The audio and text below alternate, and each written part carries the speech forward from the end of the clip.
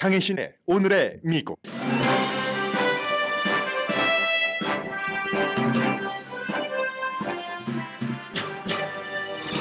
오늘은 마틴 루터 킹 데이 연방 공휴일이고 동시에 2024년 대통령을 뽑는 첫 번째 선거인 아이오와주 코커스가 열리는 날입니다. 킹 목사는 숨질 때까지 비폭력 저항 운동을 주도했고 트럼프 전 대통령은 유권자에게 투표 직후 죽더라도 자신에게 투표는 하라고 말합니다. 영하의 날씨에 당원 코커스로 치러지는 오늘 투표는 트럼프 전 대통령이 압도적 1위를 하느냐와 2위가 누구냐 여부가 중요합니다. 뉴욕타임스는 공화당 유권자들의 책임이라는 제목의 사설을 실었습니다. 바이든 대통령이 공화당 3명 후보 모두에게 선거에서 지고 지지율도 최저인 여론조사 결과가 나왔습니다. 한인 데이브 민 캘리포니아주 상원 의원을 연방 하원 의원 후보로 로스앤젤레스 타임스가 오늘 공식 지지했습니다. 5월의 음주운전 이슈도 데이브 민 후보는 적절하게 대응했다고 설명했습니다. LA 타임스는 또 다른 사설에서 사망한 다이언 파인스타인 연방 상원 의원 의석에는 버뱅크가 지역구인 아담 쉬프 연방 하원 의원을 공식 지지했습니다. 대만 유권자들은 현 총통 차이 잉원의 당인 민주진보당의 윌리엄 라이칭더 부총통을 총통으로 선출함으로써 민주주의 승리를 보여줬다고 월스트리트저널이 사설에서 지적했습니다. 오늘 열릴 에미상 시상식에서 한인 감독과 배우들이 만든 넷플릭스 미니 시리즈 비프 성난 사람들이 감독과 주연상 등 8개 부문 후보에 올랐습니다. HBO 드라마 석세션은 27개 후보에 올랐습니다. 미국 전투기가 미 해군 함정을 공격하려던 후티 반군 미사일을 격추했습니다. 홍해에서의 긴장 높아졌습니다. 이스라엘 하마스 전쟁이 100일이 지났습니다. 각각 이스라엘과 팔레스타인 주민을 지지하는 측에서는 마틴 루터 킹 목사가 한 말로 킹 목사가 자신들의 편을 지지한다고 주장합니다. 정치적인 언어일 뿐입니다. 여러분 안녕하십니까? 오늘의 미국 강혜신입니다. 오늘 정말 미국 결단의 날입니다. 아이오와 코커스 일종의 예비선거지만 공화당만 치러지는데요. 민주당은 이제 다른 이유로 다른 주에서 먼저 하기로 했고 트럼프 전 대통령은 엊그제 조금 이기면 이긴 것 아니냐 이런 비슷하게 주변 사람들이 얘기를 하는데 굉장히 압도적인 승리를 할 것으로 예상을 하고 있습니다. 그래서 제가 오늘이 이제 마틴 루터 킹 주니어 할러데이잖아요. 연방 공휴일이고 대부분 연방 정부는 문을 닫았지만 저희는 방송국이니까 1년 365일 방송을 하고요. 민간 업체는 문 닫은 곳도 많이 있습니다. 그런데도 이제 항상 마틴 루터 킹 주니어 데이가 되면은 그가 얘기했었던 여러 가지 미국이 또 끝내 풀리지 않는 숙제가 인종이기 때문에 거기에 대해서 얘기하는데 오늘은 아이오와 코커스에 대해서 말합니다. 그리고 사실은 마틴 루터 킹 그 목사가 인종을 얘기했었던 그것을 트럼프 전 대통령이 오늘의 이슈도 트럼프인데 트럼프 전 대통령이 첫 번째 대선에 나올 때도 오바마가 미국 태생이 아니다라고 공격을 하면서 나와서 이겼고 이번에도 이제 또 니키 헤일리가 미국 대통령 선거에 나올 자격이 없다. 이렇게 해서 지금 굉장히 많이 꼭 그 이유는 아니지만 굉장히 앞서갑니다. 그런데 마틴 루터 킹 목사를 많은 사람들이 거부하고 싶은 몸짓이 있다 할지라도 결국은 이제 야곱야곱 딱 그 땅을 확보를 해서 연방 그 공휴일이 될 정도의 마틴 루터 킹 그 주니어 목사가 흑인인데도 그렇게 된 데는 그가 폭력을 강조하고 적을 누리고 이기자 이런 말을 계속했다면 그렇지 않았을 겁니다. 계속 이제 비폭력을 얘기를 했었고 오늘 뒷부분에도 조금 말씀드리지만 그런 날 미국에서 트럼프 전 대통령은 어제 굉장한 폭력을 얘기를 했거든요. 폭력적인 말을 했습니다. 그런 아이오와주의 코커스에서의 또 트럼프가 얼마나 이기느냐가 너무 중요하기 때문에 마틴 루터 킹 주니어 목사와 트럼프 전 대통령의 말 같은 것들이 저로서는 뉴스하는 사람으로서는 상당히 비교가 됐습니다. 저항하는 방법도 캠페인하는 방법도 정반대인데 기본적으로 이제 어제 트럼프 전 대통령이 한 얘기가 지금 아이오와주 굉장히 추운데요. 뭐 영하 20도 체감 기온은 그 정도 된다고 하는데도 사람들이 저녁에 일 다 끝내고 한 1600 몇십 군데 되는 그런 장소에 모여서 각 후보를 지지하고 토론하고 나중에 이제 투표를 하게 됩니다. 그런데 이제 그 직전에 트럼프 전 대통령이 어제 아이오와주에 가서 유권자들에게 마지막으로 한 말은 이런 말이었습니다. 뭐 기본적으로 뭐 니키 헤일리가 뭐 나라를 망가뜨린다. 또 이제 이번에는 또 비벡 라마스와미까지 본인을 끝까지 지지했었던 그까지 뭐 마가가 아니라 비벡 라마스와미에게 투표하지 말고 그거 다 죽음표 되고 뭐 그러니까 그 사람은 마가인 척하면서 나를 지지하는 척하면서 본인에게 표를 가져가는 아주 기만을 떠는 사람이다라고 얘기하면서 자신에게 표를 찍으라고 했고 그에 비해서 이제 니키 헤일리가 2위가 될까 3위가 될까가 문제인데 니키 헤일리는 2위가 돼도 기회가 다시 한번 있고 론 디센티스는 3위가 되면은 니키 헤일리는 3위가 돼도 기회가 있고 론 디센티스는 기회가 없을 가능성도 높습니다. 니키 헤일리는 저렇게 과격한 말을 조금 이따 말씀드리겠습니다. 하는 트럼프 전 대통령에 대해서 그 당시에는 트럼프가 제때의 대통령이 됐지만 왜냐하면 본인이 트럼프 아래서 UN 대사를 했으니까 전에 잘못했다고 하면 안 되잖아요. 그때는 right time, right person이었지만 지금은 아니다. 이제 세대 교체도 해야지 되고 이렇게 얘기를 하면서 아이오와주에서도 뭐 일부 좀 교육을 많이 받은 사람들, 온건한 사람들의 표를 좀 받고 있습니다. 트럼프 전 대통령이 마지막 연설에서 한 말 단어가 이렇습니다.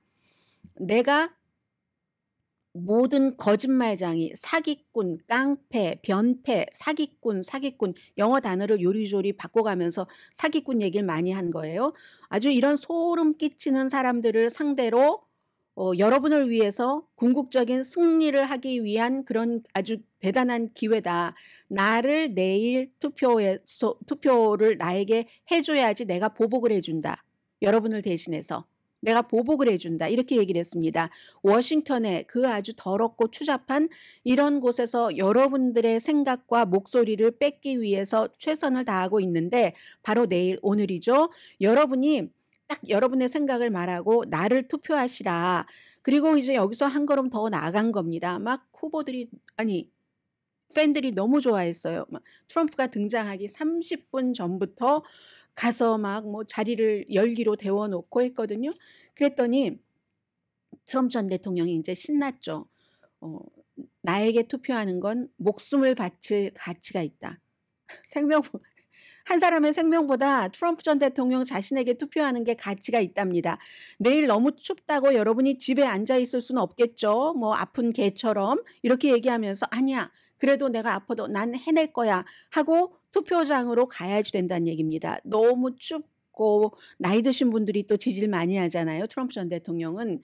그래서 이제 그분들이 미끄러질까 봐 뭐 걱정도 되고 아무리 추위에는 길이 들여진 아이오와주의 사람들이라 할지라도 오늘 다행히 눈은 내리지 않는 것 같습니다. 그래서 투표하고 나서 즉시 세상을 떠난다고 해도 나에게 투표를 하는 것은 그만한 가치가 있는 거야. 만약에 이런저런 이유로 특히 이제 날씨 이유로 나에게 투표를 하지 않아서 내가 50% 이상의 지지를 받지 못한다면 그건 우리가 비난받아 마땅하지 이렇게 얘기를 하면서 트럼프 전 대통령이 죽더라도 나가서 투표하라고 얘기를 했습니다. 자, 이리하여 오늘 저녁 뭐 아이오와와 이쪽이 또 시차가 있으니까 사람들이 가서 얘기를 할 거고 오늘 밤 코커스에서 주목해야 될 것은 여론조사 결과와 실제 투표 결과가 다를 수 있습니다. 본선거에서도 그렇지만 특히 예비선거에선 사람들이 확 달아올랐다가 한 후보에게 쏠리는 것도 확 쏠렸다가 실제로 투표해보면 그렇지 않은 경우가 많거든요. 그래서 지금까지 가장 최종적인 여론조사 결과를 보면 아이오와주에서 발행되는 아이오와 뭐 그 드모인 레지스터라든가 그리고 MBC 텔레비전 공동으로 여론조사한 것 보면 트럼프 전 대통령에 대한 지지가 48%, 니키 헤일리가 20%로 2위로 론 디센티스를 16% 받았는데 제쳤습니다. 그러니까 트럼프 전 대통령은 지금까지 이 아이오와주에서 예비선거에서 2위 후보와 격차를 13% 이상 벌린 적이 없습니다. 13%도 반올림해서 13%예요. 12점 몇 퍼센트 차이로 1988년, 98년, 2008년, 2000, 뭐 30 몇 년 전에 그 당시 이제 밥 도리 12점 몇 퍼센트 차이로 아무튼 이겼었습니다. 그때는 뭐 후보가 굉장히 약해서 그렇기도 한데 지금 이런 지지율은 이런데 만약에 트럼프 전 대통령이 지지율에 못 미치는 투표를 받는다면 그래도 뭐 트럼프가 이긴 것은 이긴 것입니다만 뭐 아닐 수도 있나? 다른 사람 대안을 찾아야지 되나? 왜냐하면 앞으로 뭐 법적 리스크 같은 것이 많이 남아 있으니까 이걸 이제 초장에 트럼프 전 대통령은 없애고 싶어 하는 거죠. 그래서 1657개 장소에서 이슈 자체는 뭐 경제와 국경, 이민 이런 문제입니다. 물론 이제 전국적으로 조사를 해보면 민주주의가 거기 아주 중요하게 들어가지만 아이오와주에선 그렇고 넘버 원 오늘 선거에서 봐야지 될 게 트럼프가 얼마나 압승을 하는가. 대단한 압승인가? 그냥 승리인가? 예상보단 조금 나빠도 차이가 크면은 공화당 대선 후보가 될 가능성이 정말 높은 거네 하는 것을 오늘 선거에서 확인을 할 수가 있습니다. 밥돌이 뭐 거의 13% 차이로 이겼을 때는 그때는 이제 팻 로버슨이라는 사람이었기 때문에 뭐 그 정도도 이길 수 있었고 그만큼 표를 그 격차를 벌인 적이 없거든요. 근데 지금은 48%대 니키 헤일리가 20%면 28% 차이가 나니까 투표도 28% 차이가 나는가 여론처럼 그걸 굉장히 지금 보고 있는 거고요. 두 번째는 누가 2등을 하는가. 니키 헤일리 트럼프 대안 가능성을 보는 거죠. 니키 헤일리는 지금 론 디샌티스보다 트럼프에게 더 큰 위협으로 생각이 되는데 여기서 3등을 하더라도 뉴햄프셔에 가면 또 기회가 있긴 합니다. 왜냐하면 뉴햄프셔 주마다 다 유권자들이 다르기 때문에 뉴햄프셔가 무당파가 더 많고 아이오와주보다는 교육을 많이 받은 사람이 많고 죄송합니다. 또 교육을 많이 받으면 합리적으로 무조건 그 사교 집단처럼 트럼프를 지지하는 것에서는 조금 떨어지는 이런 합리적인 판단을 하는 사람들이 많기 때문에 온건한 공화당이라고 보시면 되겠죠. 그게 이제 또 헤일리의 기본표이기도 하고 일부 민주당 표와 같이 해서 니키 헤일리는 3위를 하더라도 한번 이제 뉴햄프셔에서 기회가 있고 언더덕으로서 굉장히 지금 강한 겁니다. 디산티스는 지금 니키 헤일리보다 아이오와주에서 약해 보이는데 인종은 똑같습니다. 뭐 아이오와나 뉴햄프셔나 거의가 백인이고 디산티스는 오늘 강한 2등을 해야지만 이 캠페인을 살릴 수가 있습니다. 아니면 이제 사이마라는 압박을 받겠죠. 워낙에 아이오와주의 모든 것을 쏟았었고 그리고 니키 헤일리와는 좀 이슈가 다르잖아요.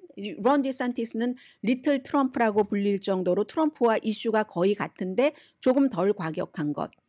론 디샌티스도 과격한데 그럼 트럼프가 얼마나 과격하다는 게 되겠습니까? 사실은 이슈를 가지고 나오지도 않지만 요즘에는 그래서 여기서 이제 지고 나면은 디샌티스는 조금 힘들어지는 거고요. 트럼프 전 대통령 형사재판 불확실성은 지금 아이오와주의 유권자들은 아이고 뭐 어떻게 유죄 판결을 받아도 그게 무슨 상관이야? 트럼프를 지지하시는 분들은 트럼프를 지지해라고 합니다. 그러나 막상 만약에 재판이 빨리 진행되는 부분이 있어서 유죄 판결이 나온다면 그때는 그래도 더 지지할 거야 보다는 이번에는 조금 생각을 다시 해보는 그런 사람들이 많을 수도 있다고 전문가들은 보고 있습니다. 이것도 또 뒤집을 수도 있지만 그래서 봄이나 여름쯤에 전당대회가 치러지기 전에 혹시 트럼프가 뭐 하도 많이 걸려 있으니까요. 재판이 한 가지라도 유죄 판결을 받으면 그게 이제 강한 2등이 트럼프를 대체할 확률이 높아지는 거죠. 오늘 민주당은 아이오와에서 투표하지 않습니다. 너무 백인적이기 때문에 좀 미국과 비슷한 인종이 다양한 사우스캐롤라이나, 네바다 뭐 이런 곳으로 뭐 미시건 이런 데서 이제 먼저 시작을 하고요. 그리고 이제 그 바꾼 거예요. 그 민주당이 당이 룰을. 그런데도 아이오와는 그냥 따라서 했는데 뉴햄프셔는 전국위원회에서 당에서 이거 날짜 바꾸라고 하는데도 다음 주에 그대로 23일에 진행을 한다고 하거든요. 당에서 "아이 그거 대의원 수 우리 안 쳐줄 거예요." 뭐 이렇게 얘기하는데도 한다고 하니까 아무튼 주마다 다 성격이 있는 것이고 첫 번째 이제 공화당의 예비 선거가 시작됐고 여기서 꼭 이긴다고 대통령에 당선되는 건 아니지만 이번에는 트럼프 전 대통령이 이기기는 이기는데 얼만큼 차이로 이기는가 하는 것이 너무 중요하기 때문에 세계에서 지켜보고 있습니다. 이 세상 어느 나라가 미국 대통령과 전혀 상관이 없는 국제 정책을 펼칠 수가 있겠습니까? 그런 면에서 보는 거고요. 오늘 뉴욕타임스가 사설을 실었는데 이건 이제 공화당 유권자들에게 보내는 사설인데 뉴욕타임스 사설이기 때문에 전혀 신경 쓰지 않는 공화당 유권자들도 많으리라고 생각이 됩니다. 저는 아무튼 일단 좀 간략하게나마 좀 전해드리겠습니다. 제목 자체가 공화당 유권자들의 책임입니다. 아이오와와 뉴햄프셔 그 밖에 모든 주의 다른 주들의 이 공화당 예비선거 유권자들은 중요한 책임이 있습니다. 그 책임은 미국 헌법을 지킬 후보를 선출하는 겁니다. 트럼프 전 대통령은 이미 그렇게 하지 않는다는 것을 입증을 했기 때문에 트럼프를 후보로 선출할 가치가 없습니다. 그의 행위로 형사기소 많이 됐고 이번에 이제 세 번째 출마하는 곳에 캠페인에서는 미국의 법과 민주주의 그 절차를 다 훼손할 그런 그 캠페인을 했고 첫날 독재자로 행동한다고 했고 법무부에 이제 그 여러 그 뭐 바이든과 또 언론에서 본인을 비판한 사람을 조사하도록 지시한다고 계속 지금 이제 선거 캠페인을 합니다. 그런 말을 또 트럼프의 지지자들은 좋아합니다. 뉴욕타임스가 이건 당파적인 고려로 드리는 말씀이 아닙니다. 맹신과 충성으로 구축한 트럼프 개인 숭배는 이미 미국 민주주의의 건전함을 많이 훼손했습니다. 일부 공화당이 그런 것을 제기하는 용기를 부렸죠. 뭐 빌바 법무장관이라든가 마이크 폼페오 전 국무장관 그리고 복음주의 리더인 밥 반더 프레츠 이런 분들이 하긴 했지만 많은 사람들, 유권자들 이해도 됩니다. 세금 감면이나 낙태 그리고 뭐 여러 가지에 대해서 이민 제한 여러분께서 트럼프의 정책에 동의할 수 있습니다. 그런데 그건 어차피 그 정치이기 때문에 선거 이후에도 계속될 논쟁입니다. 그런데 만약에 트럼프가 다시 대통령이 된다면 4년 더 미국은 아주 유니크한 위험이라고 했습니다. 유닉 데인저러스한 그런 상황에 놓이게 된다고 했습니다. 헌법이나 시스템을 무시한다던가 그 모든 것들이 누구를 위해서요? 본인을 위해서. 헌법을 지킨다는 것은 선거 결과를 받아들이는 겁니다. 그리고 승자의 힘이 제한된다는 겁니다. 트럼프 전 대통령은 이미 그 선거 결과를 받아들이지 않았고 앞으로는 승자의 힘을 발휘해서 모든 것을 마음대로 하겠다고 공언을 했습니다. 예를 들어 보면은 2008년도에 연방 대법원에서 관타나모 거기에 수감된 그 테러와의 전쟁에서 미국이 막 잡아놓은 그 용의자들 있죠. 테러 용의자들. 거기에 대해서 이제 여러 가지 막 그 구금하고 뭐 다루는 방식 등에 대해서 이의를 제기할 권리가 있다. 연방법원에서 그런 판결을 내렸습니다. 포로라도 미국도 국제전쟁법에 따라야지 된다. 예를 들어서 그 당시에 포로들이 막 코란을 신봉하고 이런 사람들의 그것을 경멸하기 위해서 뭐 많았잖아요. 코란을 어떻게 하고 하는 그런 것을 못하도록 판결을 내렸을 때 고문 같은 것도 마찬가지고요. 조지 부시 아들 대통령에게는 큰 좌절이었지만 부시 행정부는 그 연방 대법원의 판결을 받아들였고 당시에 공화당의 존 맥케인 상원 의원은 대선 후보였습니다. 법원의 판결에 동의하지 않는다고 했습니다. 이 사람은 그 베트남전 참전 용사이기 때문에 굉장히 이제 그 국방에 대해서는 강하게 하는 사람이잖아요. 법원의 판결에 동의하지 않지만 대법원이 내린 결정이기 때문에 그걸 따라야지 되고 우리는 앞으로 나가야지 된다. 이렇게 말했습니다. 그런데 2020년도에 트럼프가 대통령일 때 대법원이 행정부가 인구조사에서 당신 시민권자입니까? 이런 질문을 추가할 수 없다고 판결을 했었을 때 왜 그렇게 판결했냐면 이 인구 센서스라는 것은 무슨 시민권이냐 아니냐 영주권이냐 불법 체류자이냐에 상관없이 인구 비대로 거기에 대해서 무슨 뭐 하원 의원을 배정을 한다던가 아니면 그 지역의 지역 사람들 기간 산업도 있고 하잖아요. 예산을 책정하는 거기 때문에 그런 걸 따지지 않아 왔습니다. 그런데 이렇게 하려고 했을 때 대법원이 그건 그렇게 할 수가 없다라고 판결을 하자 트럼프 전 대통령은 법원의 판결을 무시하겠다. 막 이렇게 그 공언을 했었고 백악관을 떠난 뒤에는 엄청 많은 그 시스템을 파괴하는 이런 일을 했습니다. 트럼프의 여러 가지 처방에 대해서 뭐 정책에 대해서 지지하시는 분들께 다른 옵션이 있다고 말씀드립니다. 뉴욕타임스 사설입니다. 트럼프는 법을 경멸한다는 점에서 다른 공화당 지금 후보들과는 구별이 됩니다. 그가 빨리 거부당할수록 예비선거에서 빨리 떨어뜨려라 이 말이에요. 뉴욕타임스는. 공화당은 목표를 이루기가 쉬울 겁니다. 시스템 내에서 공화당이 지금 뭐 기분 나빠할까 봐 뭐 많은 말은 하지 않았어요. 공화당은 지금 굉장히 트럼프 이후에 흔들리고 있잖아요. 그래서 그러한 것들을 다시 그 정상으로 가서 필요한 업무, 임무를 하는데 빨리 복귀할 수 있습니다. 그러니까 빨리 떨어뜨려라 하는데 저는 이 뉴욕타임스 사설은 그 언론사로서 해야지 될 의무를 한다고 하고 쓴 것이지 이 사설이 트럼프 전 대통령을 지지하시는 분들께 어떠한 영향을 미친다고 생각하고 쓴 사설이 아니라고 믿어집니다.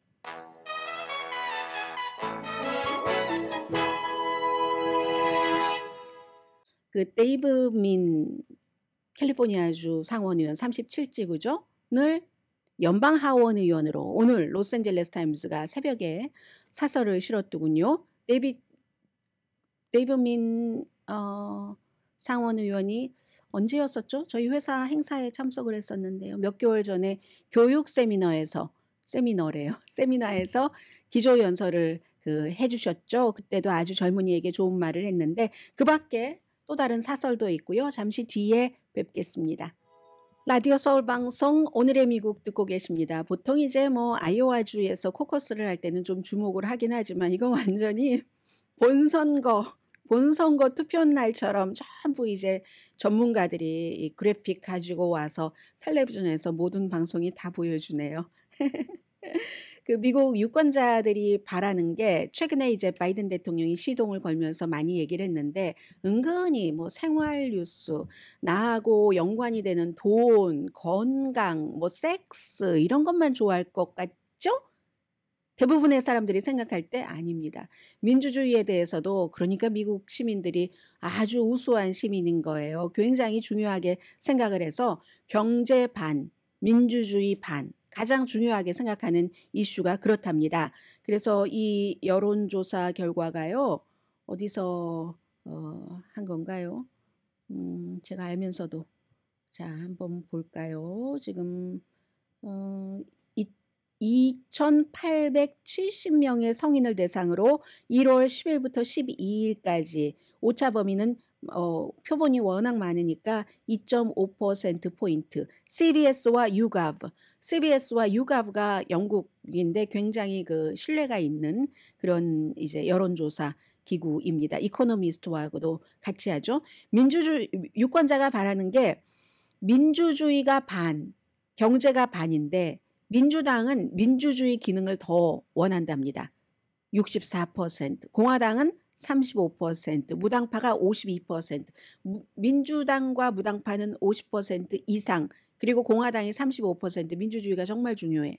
이렇게 해서 반이 되고 나머지 반은 경제는 공화당이 더 많이 생각합니다. 공화당 65%, 무당파 52%, 민주당 36%. 그러니까 민주당과 공화당이 싹 바뀌었다고 생각하시면 되네요. 민주당은 민주주의를 더 먼저 생각하고 공화당은 경제를 더 먼저 생각하고 이건 곧 다시 바꿔 말하면 상황이 달라졌으면 다를 수도 있어요. 민주당은 민주주의, 트럼프가 싫다는 얘기고 공화당은 경제, 바이든이 싫다는 얘기예요. 그 얘기로 보셔도 될 것 같고 그런데 이제 이건 조금 볼만하죠. 나이가 든 층과 나이가 젊은 층 65세를 기준으로 해서 65세 이상은 민주주의를 더 중요하게 생각합니다. 이제 한창 돈 벌 나이는 아니잖아요. 본인들 물론 은퇴한 이후에도 돈이 필요하지만 다 아이들도 기본적인 그 책임 같은 것은 할 수 있을 정도로 키워놨고 했기 때문에 65% 이상은요. 경제가 더 중요하지라고 답한 사람 39%밖에 안 됩니다. 딱 잘라서 둘 중에 하나 선택하세요.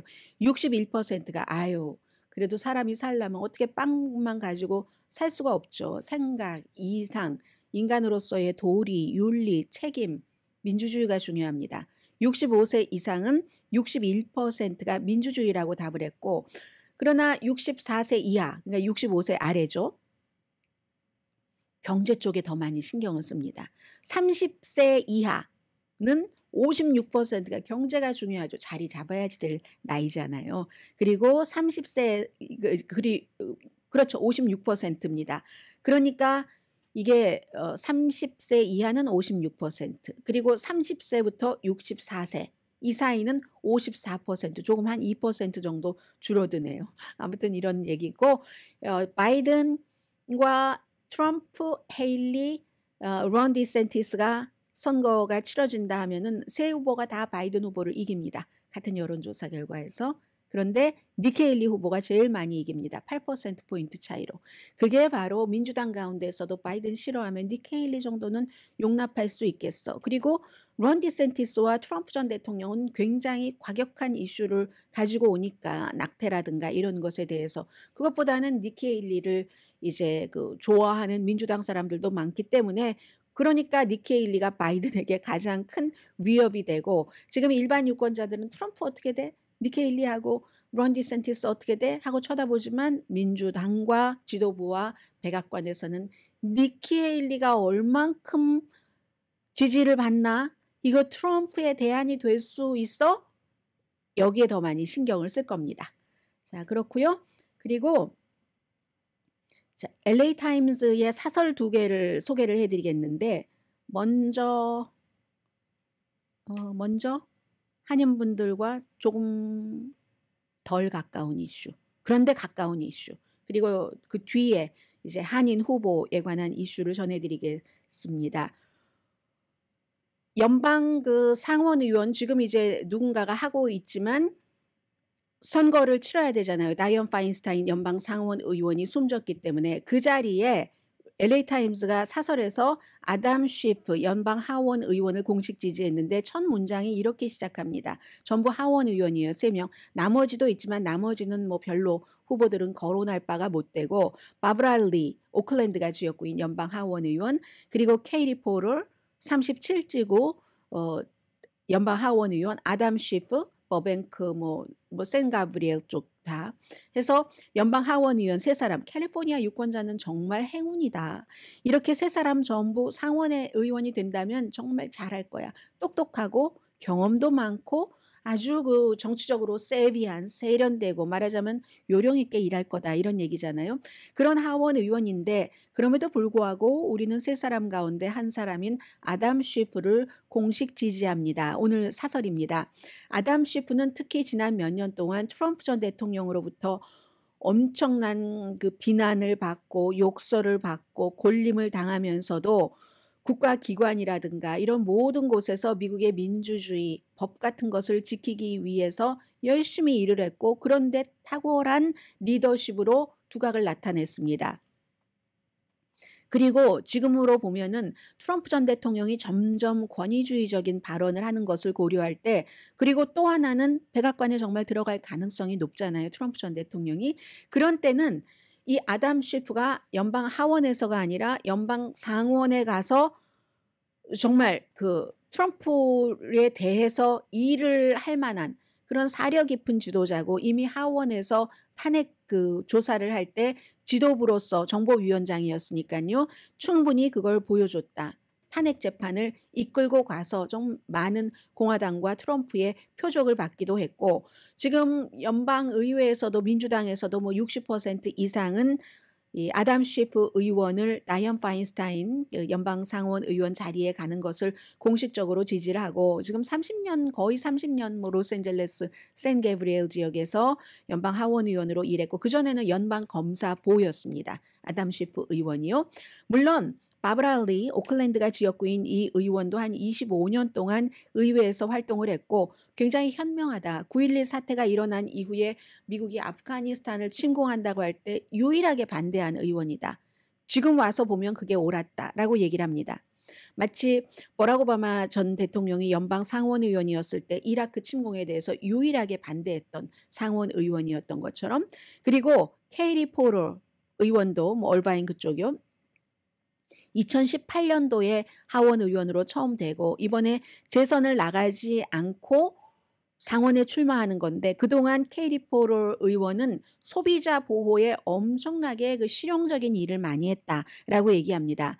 그런데 로스앤젤레스 타임스가 아담 쉬프 연방 하원 의원을 다이언 파인스타인 연방 상원 의원 그 자리에 공식 지지하는 것은 앞서 말씀드린 미래의 트럼프 전 대통령이 또 대통령이 전 대통령이 미래의 퓨처 대통령이 될 수도 있는 이 상황에서는 아담 쉬프가 상원으로 가는 것이 맞다. 이런 사설이었고요.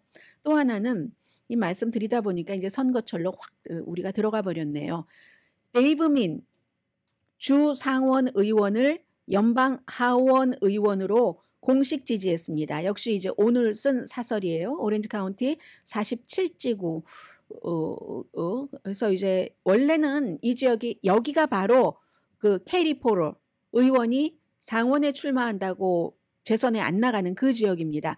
원래는 공화당 지역이었습니다. 막 바닷가 있고 하잖아요. 그러다가 케이리 포로 나온다고 하니까 미셸 스틸 의원이 한인들이 많은 플루턴 지역이 포함되는 이쪽으로 지역구를 옮긴 거죠.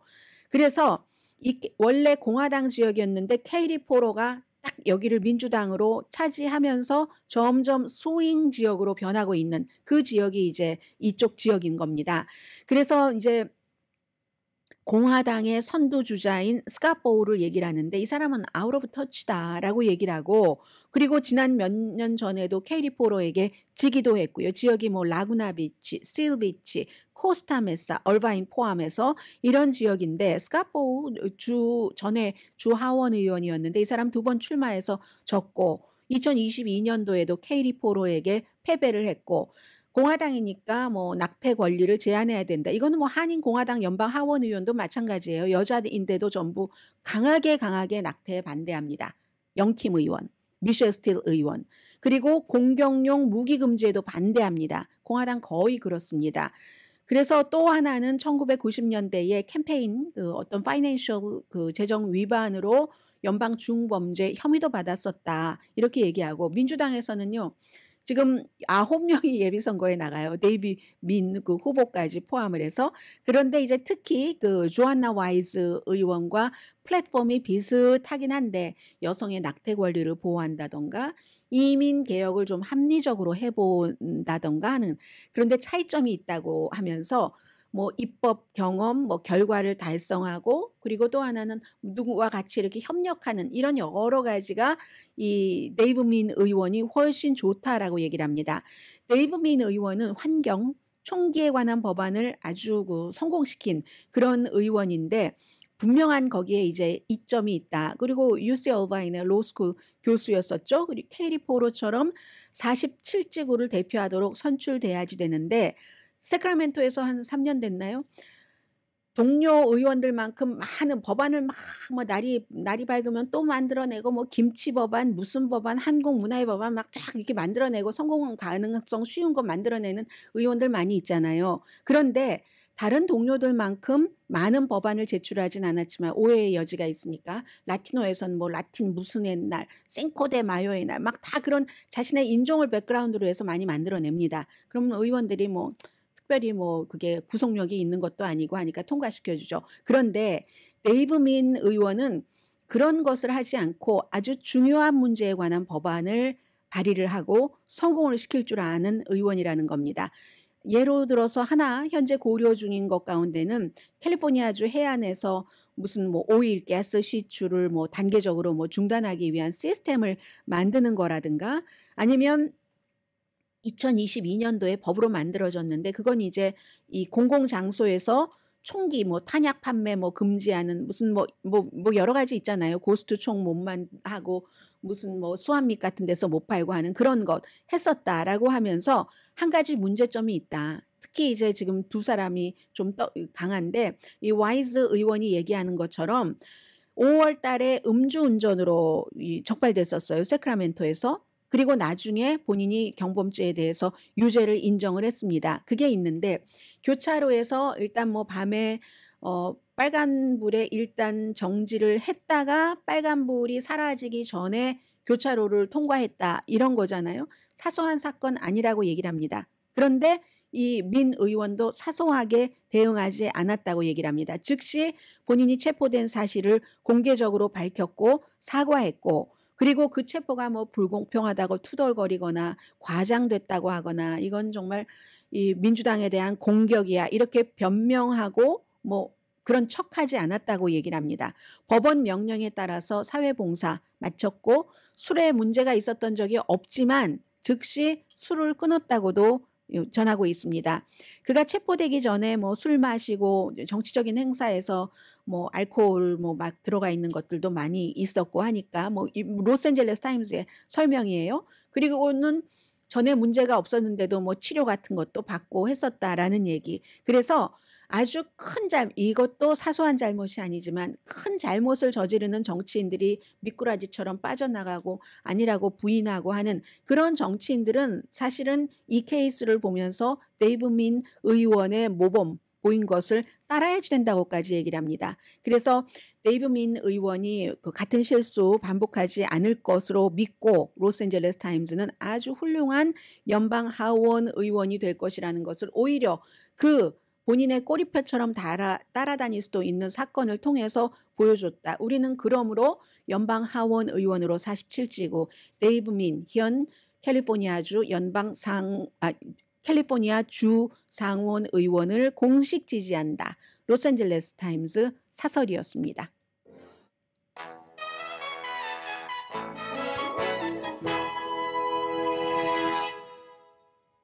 라디오 서울 방송 오늘의 미국 듣고 계십니다. 오늘 왜 이렇게 사설을 많이 여러분들께 말씀드려야지 되죠? 그래서 제가 이 사설을 좀 스킵해 볼까 하다가 방송하는 사람 이런 고민이 있습니다. 주말에 많은 분들이 뭐 교회도 가시고 뭐 아이들 스포츠 프로그램에도 뭐 데려다 주고 할 일이 얼마나 많습니까? 빨래도 해야지 되고 해서 뉴스를 또 좀 안 듣고 싶다 하시는 분들 계시거든요.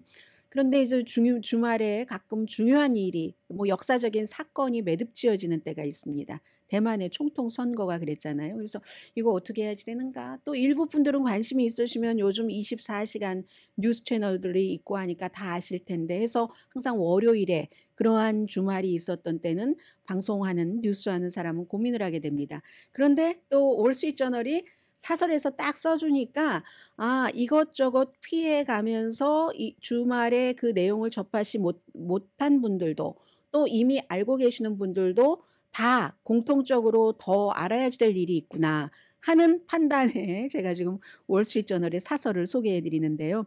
맨 마지막에 제가 사설이 있고 재밌었던 저의 느낌도 전해드리겠습니다. 세계에서 2024년도에 지켜본 첫 번째 선거가 대만에서 치러졌고 윌리엄 라이칭더라는 현재의 부총통이 차이잉원 총통 아래서 부총통이 민주진보당이죠. 당선이 됐습니다. 40%. 2위가 6%포인트 낮은 중국 국민당이요. 베이징과 가까운. 세 번째는 이제 대만 인민당 해서 26% 지지를 받았습니다. 세 사람이 결었는데 여기에 대해서 윌리엄 라이칭더, 제가 윌리엄 라이칭더라고 하는 거 이 사람 이름이 윌리엄 자가 붙습니다. 미국에서 공부도 했고 원래 의사예요. 하버드 대학교에서 공부를 했고 그러다가 90년대부터 정치계에 들어갔는데 윌리엄 라이칭더가 승리한 것은 대만의 민주주의의 승리라고 이 월스트리트저널은 표현을 합니다. 그 대만이라는 자치정부의 모습을 그대로 보여줬다고 하는데 중국이 가장 싫어하는 후보를 총통으로 선출을 한 겁니다.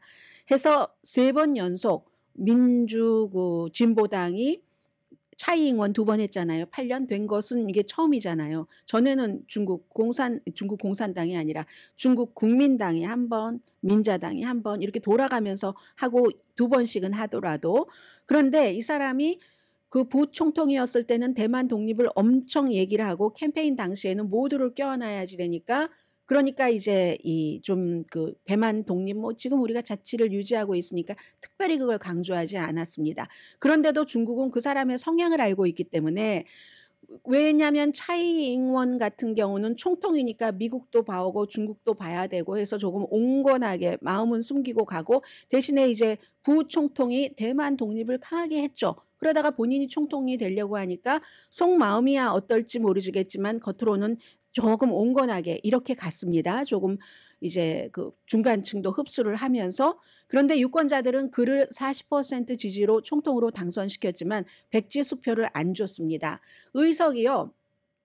이 민자당에서 한 10석인가에 뺏겼어요. 그리고 뺏긴 것이 이 중국 국민당에 조금 들어가고 세 번째 당 젊은 사람들이 많아요. 그 당을 찍은 사람들은 주로 경제 문제로 많이 찍었는데 그쪽이 8석을 차지하게 돼서 뭐 51석, 52석, 8석인가 그렇거든요. 그래서 이제 국회 자체는 이렇게 균형 있게 했고 중국은 싫어하죠. 싫어하면서도 이 윌리엄 라이칭더가 총통이 되는데 도움을 줬습니다. 그동안 시진핑이 굉장히 언어로도 위협을 했고 군사적인 막 분계선도 넘고 스파이 풍선 보내고 위협하니까 이거 전쟁 겪고 싶지 않으면은 그 사람 선출하지 말고 중국 국민당 후보를 선출을 하라고 했고 그런데 오히려 대만 사람들은 그거 보면서 안 되겠네. 중국 베이징 아래 들어가면. 그리고 홍콩도 자치를 약속해 놓고는 홍콩에서 자치를 부르짖는 사람들에게 얼마나 참혹하게 대우를 해. 가혹하게 베이징의 말은 믿으면 안 되겠어. 하고 오히려 도와줬다는 얘기입니다.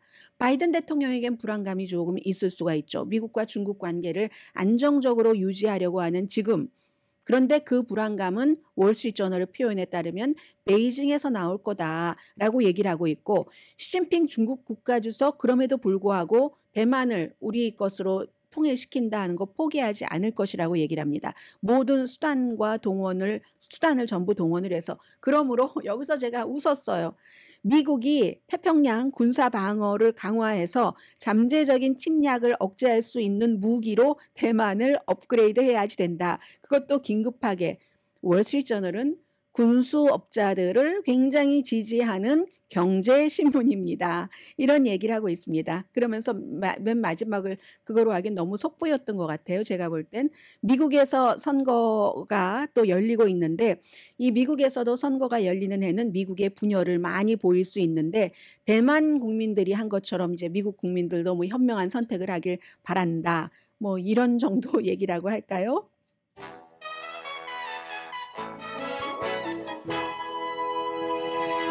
라디오 서울 방송 오늘의 미국 듣고 계십니다. 지금 후티 반군을 미군이 또다시 그 후티 반군이 미 해군 함대를 향해서 발사하던 미사일을 격추시켰거든요. 결국 홍해에서 계속 긴장이 강화된다는 뜻이고 어제가 이스라엘과 하마스 전쟁 100일이 되는 해이기 때문에 바이든 대통령이 이제는 좀 스케일 백 해야지 된다. 조금 작게 공격해야지 된다 하니까 벤자민 네탄야후 총리는 바로 우리는 끝까지 간다. 이건 미국과 이스라엘의 균열을 보여주는 거고 그로 인한 이제 홍해에서의 여러 가지 문제잖아요. 그런 긴장을 말씀드릴 수 있고 마틴 루터 킹 주니어 목사가 미국의 민권운동 지도자가 되고 나서 이스라엘을 방문을 했습니다. 사실 그가 목숨을 걸고 행진을 할 때 이스라엘계의 그 유대인 자문들도 많았고 같이 행진도 해줬고 했거든요. 그래서 이스라엘 땅을 가서는 이스라엘의 그 주권이 있다 이런 얘기를 했는데